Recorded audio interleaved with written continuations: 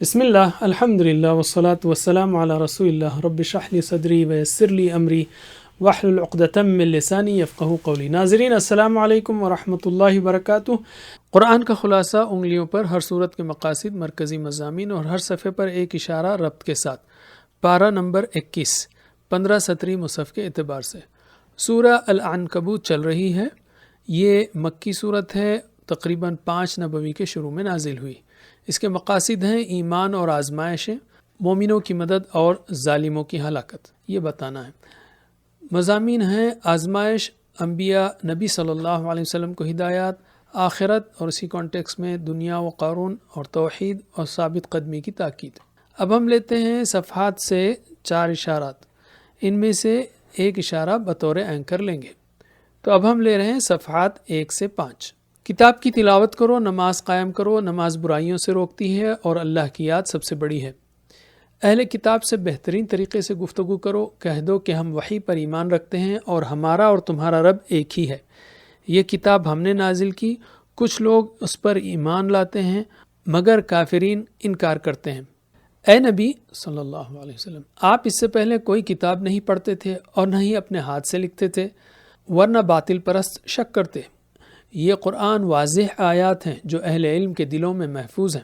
کفار رسول صلی اللہ علیہ وسلم پر کسی معجزے کے نہ آنے پر اعتراض کرتے ہیں، حالانکہ اللہ نے ان پر ہدایت و نصیحت بھرا قرآن نازل کیا۔ اللہ میرے اور تمہارے درمیان گواہ ہے، وہ سب کچھ جانتا ہے اور باطل کی پیروی کرنے والے خسارے میں ہیں۔ کفار عذاب کی جلدی مچا رہے ہیں، اگر وقت مقرر نہ ہوتا تو وہ آ چکا ہوتا۔ قیامت کے دن عذاب انہیں ہر طرف سے گھیر لے گا اور کہا جائے گا کہ اپنی بدعمالیوں کا مزہ چکھو۔ میرے بندو، زمین وسیع ہے، بس میری ہی عبادت کرو۔ ہر جان کو موت آنی ہے اور سب کو اللہ کی طرف لوٹنا ہے۔ ایمان اور نیک اعمال والے صبر اور اللہ پر بھروسہ رکھنے کی وجہ سے جنت میں اعلیٰ مقام پائیں گے۔ ساری مخلوقات کو اور تمہیں اللہ ہی روزی دیتا ہے۔ کفار اعتراف کرتے ہیں کہ اللہ ہی نے آسمان اور زمین کو پیدا کیا اور سورج و چاند کو مسخر کیا۔ رزق کو کشادہ کرنے یا تنگ کرنے کا اختیار اللہ ہی کے پاس ہے۔ کفار تسلیم کرتے ہیں کہ آسمان سے پانی برسا کر زمین کو زندہ کرنے والا اللہ ہی ہے، پھر بھی ان کے اکثر عقل سے کام نہیں لیتے۔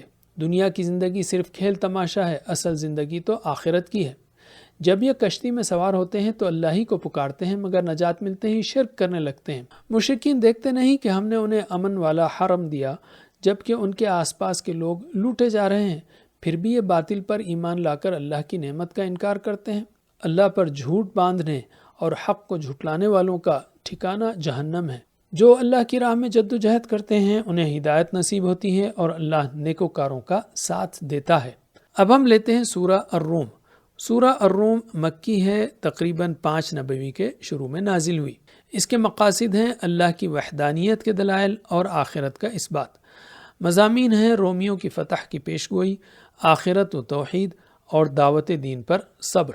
شروع کرتے ہیں ہم۔ رومی ابتدائی شکست کے بعد جلد ہی دوبارہ فتح حاصل کریں گے، اس دن مؤمن اللہ کی مدد پر خوش ہوں گے۔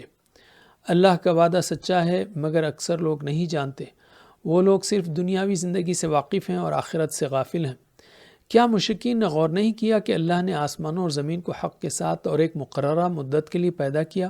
کیا انہوں نے زمین پر چل پھر کر نہیں دیکھا کہ پچھلی قومیں زیادہ طاقتور ہونے کے باوجود ہلاک ہوئیں؟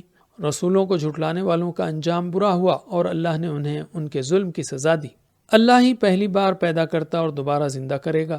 قیامت کے دن مجرمین مایوس ہو جائیں گے اور ان کے معبود بھی ان کا ساتھ نہ دیں گے۔ ایمان و عمل صالح والوں کا جنت میں اکرام ہوگا۔ کفار اور آیات اور آخرت کو جھٹلانے والوں کے لیے عذاب ہوگا۔ بس صبح شام، رات و دوپہر اللہ کی تسبیح کرو، وہی زندہ کو مردہ سے اور مردہ کو زندہ سے نکالتا ہے اور زمین کو بارش کے ذریعے زندہ کرتا ہے، اسی طرح تم بھی مرنے کے بعد زندہ کیے جاؤ گے۔ اس کی نشانیوں میں سے یہ ہے کہ اس نے تمہیں مٹی سے پیدا کیا، پھر تم انسان بن کر زمین میں پھیل گئے۔ اسی نے تمہارے سکون کی خاطر جوڑے بنائے اور تمہارے درمیان محبت اور رحمت ڈال دی۔ آسمانوں اور زمین کی تخلیق، تمہاری زبانوں اور رنگوں کا الگ الگ ہونا، رات کو نیند، دن میں روزی کی تلاش بھی اللہ کی نشانیوں میں سے ہے۔ بجلی دکھا کر خوف اور امید پیدا کرنا، آسمان سے پانی برسا کر زمین کو زندہ کرنا بھی اس کی نشانیوں میں سے ہے۔ تو یہ ہوئے صفحات 1 سے 5 اور اس کے اشارات ہیں تلاوت، جلدی، اصل غور آیات، تلاوت جلدی اصل غور آیات، اور جملے ہیں قرآن کی تلاوت کرو اور ان لوگوں کی طرح مت بنو جو عذاب کے لیے جلدی مچا رہے ہیں۔ اصل زندگی آخرت کی ہے، اس لیے غور کرو اللہ کی آیات پر۔ الحمدللہ۔ اب ہم لیتے ہیں صفحات 6 سے 10۔ آسمان و زمین کا اللہ کے حکم سے قائم رہنا بھی اللہ کی نشانی ہے۔ جب وہ تمہیں بلائے گا تو تم نکل آؤ گے۔ آسمان اور زمین میں سب اسی کا ہے۔ اللہ ہی پہلی بار پیدا کرتا اور پھر دوبارہ زندہ کرے گا، اور یہ اس کے لیے آسان ہے۔ اللہ تمہیں مثال سے سمجھاتا ہے کہ جیسے تمہارے غلام تمہارے مال میں برابر کے شریک نہیں ہوتے، ویسے ہی مخلوق اللہ کی خدائی میں شریک نہیں ہو سکتی۔ ظالم بغیر علم کے اپنی خواہشات کے پیچھے چل پڑے ہیں۔ جسے اللہ گمراہ کرے اسے کوئی ہدایت نہیں دے سکتا۔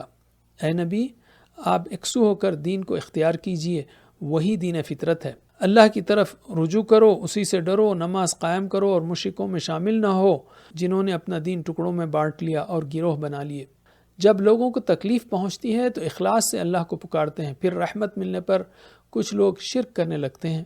نعمتوں سے فائدہ اٹھا لو، جلد ہی تم جان لو گے۔ کیا ہم نے انہیں شرک کی کوئی دلیل دی ہے؟ جب ہم لوگوں کو رحمت دیتے ہیں تو وہ خوش ہو جاتے ہیں اور آزمائش آنے پر مایوس ہوتے ہیں۔ کیا وہ دیکھتے نہیں کہ رزق کی کشادگی یا تنگی کا اختیار اللہ کے پاس ہے؟ رشتہ دار، مسکین اور مسافر کو ان کا حق دو۔ اللہ کی رضا چاہنے والوں کے لیے یہی بہتر ہے۔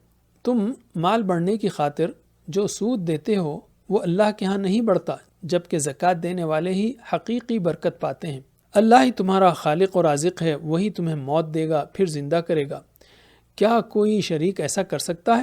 یقیناً اللہ شرک سے پاک ہے۔ بر و بحر میں بگاڑ انسانی بدعمالیوں کی وجہ سے پھیلا ہے۔ زمین میں چل پھر کر دیکھو پچھلی قوموں کا کیا انجام ہوا، ان کے اکثر مشرک تھے۔ قیامت کے آنے سے پہلے دین حق پر قائم ہو جاؤ، اسے کوئی ٹال نہیں سکے گا، اور اس دن لوگ متفرق ہو جائیں گے۔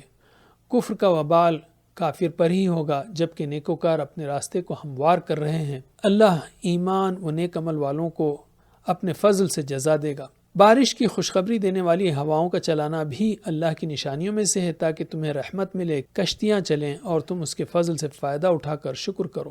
ہم نے آپ سے پہلے بھی رسولوں کو نشانیوں کے ساتھ بھیجا، پھر ہم نے مجرموں سے بدلہ لیا، اس لیے کہ ہم اہل ایمان کی ضرور مدد کرتے ہیں۔ اللہ ہی بادلوں کو لے کر چلنے والی ہوائیں چلاتا ہے، جہاں چاہتا ہے بارش برساتا ہے، جس کی وجہ سے لوگ خوش ہو جاتے ہیں، حالانکہ بارش سے پہلے وہ نا امید تھے۔ مردہ زمین کا زندہ ہونا اللہ کی رحمت ہے، اسی طرح وہ مردوں کو زندہ کرے گا۔ اگر یہی ہوا ان کی کھیتیاں ضائع کر دیتی تو وہ ناشکری کرنے لگ جاتے۔ آپ مردوں اور بہروں کو سنا نہیں سکتے، نہیں آپ اندھوں کو گمراہی سے نکال سکتے ہیں، آپ صرف ایمان والوں کو سنا سکتے ہیں۔ اللہ نے تمہیں کمزور پیدا کیا، پھر طاقت دی، پھر دوبارہ کمزوری اور بڑھاپا دیا۔ وہ اپنے علم و قدرت کی بنیاد پر جو چاہے پیدا کرتا ہے۔ قیامت کے دن مجرم کہیں گے کہ ہم دنیا میں یا قبر میں صرف ایک لمحہ ٹھہرے رہے، جبکہ علم و ایمان والے کہیں گے تم قیامت تک رہے ہو۔ اس دن ظالموں کا کوئی عذر مفید نہ ہوگا، نہ وہ موقع دیے جائیں گے۔ ہم نے قرآن میں ہر طرح کی مثالیں بیان کی، مگر کافر ہر نشانی دیکھ کر بھی تمہیں جھٹلاتے ہیں۔ اللہ بے علم لوگوں کے دلوں پر مہر لگا دیتا ہے۔ آپ صبر کیجئے، اللہ کا وعدہ سچا ہے، یہ مخالفین آپ کو بے قرار نہ کر دیں۔ اب آتی ہے سورہ لقمان۔ یہ مکی دور کی صورت ہے اور سن 5 نبوی کے شروع میں نازل ہوئی۔ سورہ لقمان کے مقاصد ہیں توحید و آخرت، اخلاق و آداب، اور مضامین ہیں قرآن کی حکمت کا بیان، توحید و شرک، لقمان کی نصیحتیں اور توحید و آخرت۔ شروع کرتے ہیں ہم۔ کتاب حکیم یعنی قرآن کی آیات ان نیکوکاروں کے لیے ہدایت اور رحمت ہیں جو نماز قائم کرتے ہیں، زکوٰۃ دیتے ہیں اور آخرت پر یقین رکھتے ہیں، وہی ہدایت یافتہ اور کامیاب ہیں۔ گمراہی پھیلانے والا، بیہودہ باتیں اختیار کرنے والا اور اللہ کی آیات کو مذاق اڑانے والا رسوا کن عذاب سے دوچار ہوگا۔ ہماری آیات سننے پر وہ تکبر سے منہ موڑ لیتا ہے جیسے کچھ سنا ہی نہیں۔ ایمان و عمل صالح والوں کے لیے ہمیشہ کی جنت ہے، یہ اللہ کا سچا وعدہ ہے۔ اللہ نے آسمانوں کو بغیر ستون کے پیدا کیا، زمین میں پہاڑ گاڑ دیے، اس میں جانداروں کو پھیلا دیا اور بارش سے عمدہ چیزیں اگائیں۔ تو یہ ہوئے صفحات 6 سے 10، اور اس کے اشارات ہیں توحید، دکھ، ہوا، کمزوری، قرآن۔ توحید، دکھ، ہوا، کمزوری، قرآن، اور ان کو جوڑنے والے جملے ہیں۔ سچی توحید والا ہر دکھ میں اللہ کو پکارتا ہے، وہ یقین رکھتا ہے کہ ہوا بھی اس کے حکم سے چلتی ہے، اور یہ کہ دلوں کی کمزوری کا علاج قرآن میں ہیں۔ الحمدللہ۔ اب ہم لیتے ہیں صفحات 11 سے 15۔ یہ سب اللہ کی مخلوق ہے، ذرا بتاؤ کہ اللہ کے علاوہ دوسروں نے کیا پیدا کیا؟ در حقیقت ظالمین گمراہی میں ہیں۔ ہم نے لقمان کو حکمت دی کہ اللہ کا شکر کرو، جو شکر کرے گا فائدہ اٹھائے گا۔ لقمان نے بیٹے کو نصیحت کی کہ شرک مت کر، شرک بہت بڑا ظلم ہے۔ ہم نے انسان کو والدین کے ساتھ حسن سلوک کرنے کا حکم دیا، کہا کہ میرے اور والدین کے شکر گزار بنو۔ شرک کے معاملے میں والدین کی اطاعت نہ کرو، ہاں ان کے ساتھ حسن سلوک ضرور کرتے رہو۔ لقمان نے بیٹے کو اللہ کی قدرت سمجھاتے ہوئے کہا کہ رائی کے دانے برابر بھی کوئی چیز اللہ سے پوشیدہ نہیں ہے۔ میرے بیٹے، نماز پڑھو، اچھائی کا حکم دو، برائی سے روکو اور مشکل حالات میں صبر سے کام لو۔ تکبر نہ کرو، نہ ہی اکڑ کر چلو، اللہ کو ایسے لوگ پسند نہیں۔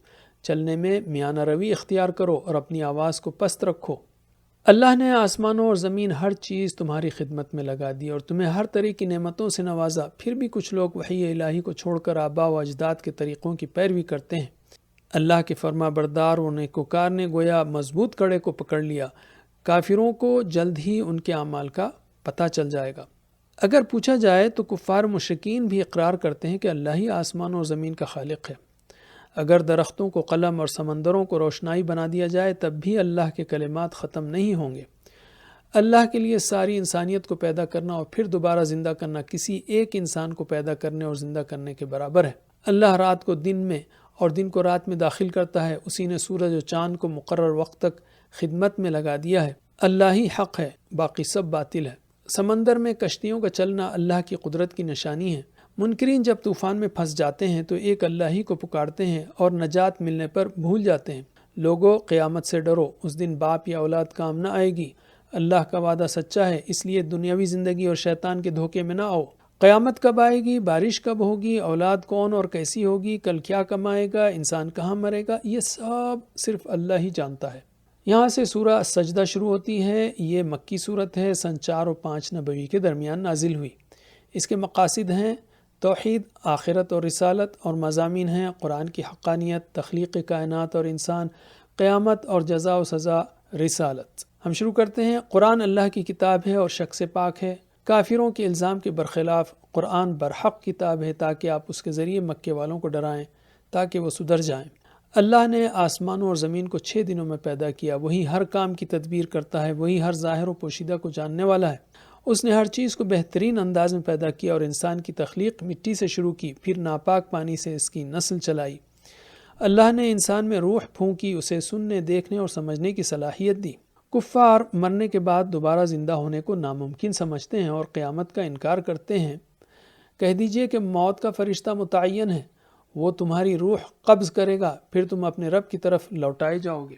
قیامت میں مجرم ذلیل ہوں گے اور وہ دنیا میں نیکی کرنے کے لیے لوٹنا چاہیں گے۔ اگر اللہ چاہتا تو سب کو ہدایت ملتی، لیکن گمراہ جن و انس کے لیے جہنم کا وعدہ پورا ہوگا۔ اہل ایمان اللہ کی آیات پر سجدہ کرتے ہیں، اس کی تسبیح کرتے ہیں، راتوں میں اللہ سے دعا کرتے، اس کی راہ میں خرچ کرتے ہیں۔ اللہ نے ان کے لیے وہ نعمتیں رکھی ہیں جو کسی کے وہم و گمان میں بھی نہیں۔ ایمان والے اور نافرمان برابر نہیں ہو سکتے۔ مومنوں کے لیے جنت ہے جبکہ مجرموں کا ٹھکانہ جہنم ہے، وہ وہاں سے چاہ کر بھی نکل نہ پائیں گے اور عذاب ہی میں رہیں گے۔ یہ ہیں صفحات 11 سے 15 اور اس کے اشارات ہیں لقمان مسخر الحق نشانیہ مجرم۔ لقمان مسخر الحق نشانیہ مجرم۔ اللہ نے لقمان کو حکمت دی، انسان کے لیے چیزوں کو مسخر کیا اور الحق کی نشانیاں بتائیں۔ نشانیاں دیکھ کر بھی مجرم اللہ کا انکار کرتے ہیں۔ الحمدللہ۔ اب ہم لیتے ہیں صفحات 16 سے 20۔ ہم بڑے عذاب سے پہلے چھوٹا عذاب دیتے ہیں تاکہ لوگ رجوع کریں۔ اپنے رب کی آیات سے روگردانی کرنے والا بڑا ظالم ہے۔ بنی اسرائیل کی ہدایت کے لیے ہم نے موسیٰ کو کتاب دی اور ان میں سے صبر و یقین کرنے والوں کا امام بنایا۔ آپ کا رب قیامت کے دن ان کے اختلافات کا فیصلہ فرما دے گا۔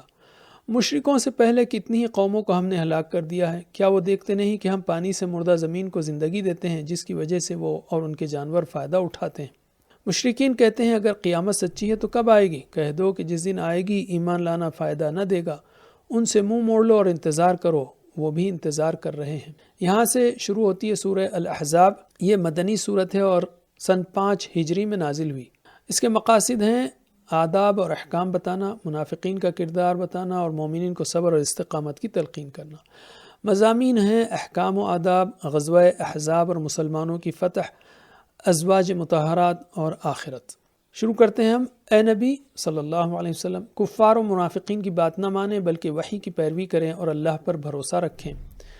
اللہ نے کسی انسان کے سینے میں دو دل نہیں رکھے، نہ تمہاری بیویوں کو تمہاری ماں بنایا اور نہ منہ بولے بیٹوں کو حقیقی بیٹا قرار دیا۔ منہ بولے بیٹوں کو ان کے حقیقی باپوں کے نام سے پکارو، یہی انصاف کے قریب ہے۔ اگر باپ معلوم نہ ہو تو وہ تمہارے دینی بھائی ہیں۔ مومنوں کے لیے نبی کی ذات خود کی جانوں سے زیادہ عزیز ہونی چاہیے۔ ازواج مطہرات تمام امت کی مائیں ہیں، وراثت صرف قریبی رشتے کی بنیاد پر ملے گی۔ ہم نے مختلف نبیوں سے عہد لیا، خاص طور پر نوح، ابراہیم، موسیٰ، عیسیٰ اور محمد علیہ السلام سے، تاکہ سچوں سے ان کی سچائی کا سوال ہو جائے۔ اب یہاں سے غزوہ احزاب کا ذکر ہے۔ یاد کرو جب کفار کے لشکر تم پر چڑھ آئے تو ہم نے ان پر تیز آندھی اور فرشتے بھیجے۔ دشمن ہر طرف سے تمہیں گھیرے ہوئے تھا اور تم اللہ کے بارے میں مختلف گمان کر رہے تھے۔ وہ وقت مومنوں کی ایک بہت بڑی آزمائش کا تھا۔ منافقین کہنے لگے کہ اللہ اور رسول نے ہمیں دھوکہ دیا، نعوذ باللہ۔ اس وقت ان کا ایک گروہ تو بہانہ بنا کر رسول اللہ سے مدینہ چھوڑنے کی اجازت مانگ رہا تھا۔ اگر دشمن مدینے میں داخل ہو کر منافقین کو فتنہ پھیلانے کا کہتا تو وہ فوراً مان لیتے، حالانکہ وہ جنگ سے پیٹھ نہ پھیرنے پر اللہ سے عہد کر چکے تھے۔ کہہ دو کہ موت یا قتل سے فرار فائدہ نہیں دے گا، بچ بھی گئے تو زندگی کا تھوڑا ہی فائدہ اٹھا سکو گے۔ اللہ جانتا ہے کہ کون رکاوٹیں ڈال رہا ہے، دوسروں کو جہاد سے روک رہا ہے اور خود بھی میدان میں کم ہی آتا ہے۔ منافقین تمہاری مدد میں بخل کرتے ہیں، خطرہ ہو تو خوف سے بے چین ہو جاتے ہیں، مگر جب امن ہو تو مال غنیمت کی حرص میں تمہارے ساتھ ہو جاتے ہیں۔ یہ بڑے بزدل ہیں، اگر دشمن دوبارہ آ جائے تو یہی چاہتے ہیں کہ کہیں چھپ جائیں۔